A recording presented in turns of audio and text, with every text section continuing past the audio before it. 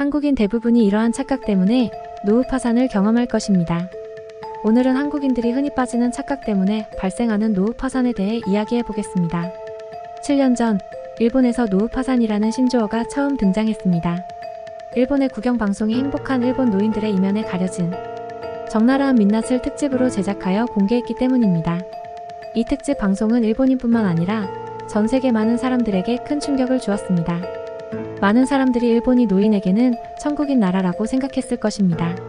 실제로 일본은 연금 제도를 조기에 도입하여 국민연금과 퇴직연금만으로 월 약 100만 원의 수입을 보장받을 수 있는 나라입니다. 그러나 이러한 일본에서 독거 노인 630만 명 중 200만 명이 노후 파산으로 비참한 삶을 살고 있다는 사실은 놀랍습니다. 그렇다면 우리는 궁금할 수밖에 없습니다. 연금 액수가 이렇게 큰데 어떻게 이런 현상이 발생할 수 있는지 말입니다. 일본의 국민연금 최고액은 65만 원입니다. 퇴직연금 제도에 가입되지 않은 직장에서 근무했거나 농업이나 자영업에 종사했던 사람들은 국민연금 하나로는 생활이 어렵습니다.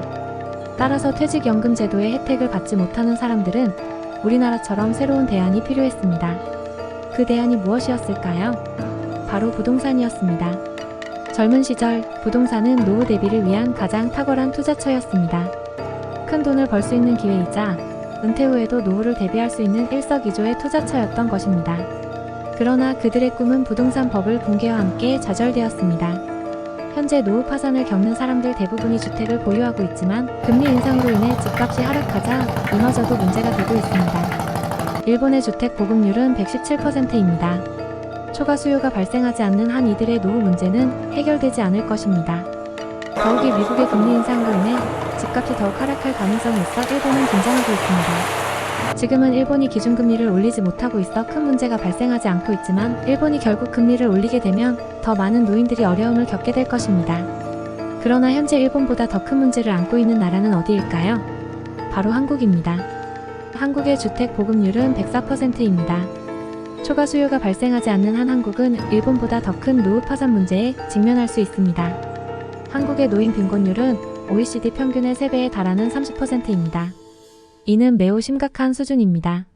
한국은 이미 고령화 사회에 진입했으며 2025년에는 초고령 사회에 진입할 것으로 예상됩니다. 이에 따라 노인 빈곤 문제가 더욱 심각하게 대두되고 있습니다. 한국의 국민연금 소득 대체율은 30%에 불과합니다. 소득 대체율은 은퇴 전 소득과 비교해 연금을 받았을 때 어느 정도까지 소득을 대체할 수 있는지를 나타내는 개념입니다. 한국의 은퇴자들은 부동산 자산을 더욱 취득하려고 합니다. 이는 은퇴 임박 수요가 폭증하는 구조를 가지고 있음을 의미합니다. 한국인의 자산 중 70%가 부동산에 집중되어 있습니다. 50대 이상이 한국 부동산의 60% 이상을 보유하고 있습니다. 이는 정부가 부동산 부양 정책을 지속적으로 사용할 수밖에 없게 만듭니다. 국민연금만으로는 노후 생활을 유지하기에 부족합니다. 만약 국민연금 요율을 올리거나 수급 개시, 연령을 조정하는 등의 정책을 시행하면 정치적으로 큰 도박이 될 수 있습니다.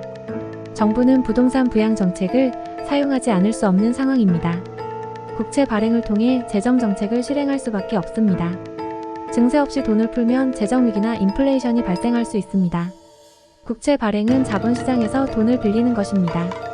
정부는 국채 발행을 통해 재정 지출을 유지하고 있습니다. 코로나 시기 미국은 경기 부양책을 통해 엄청난 돈을 풀었습니다.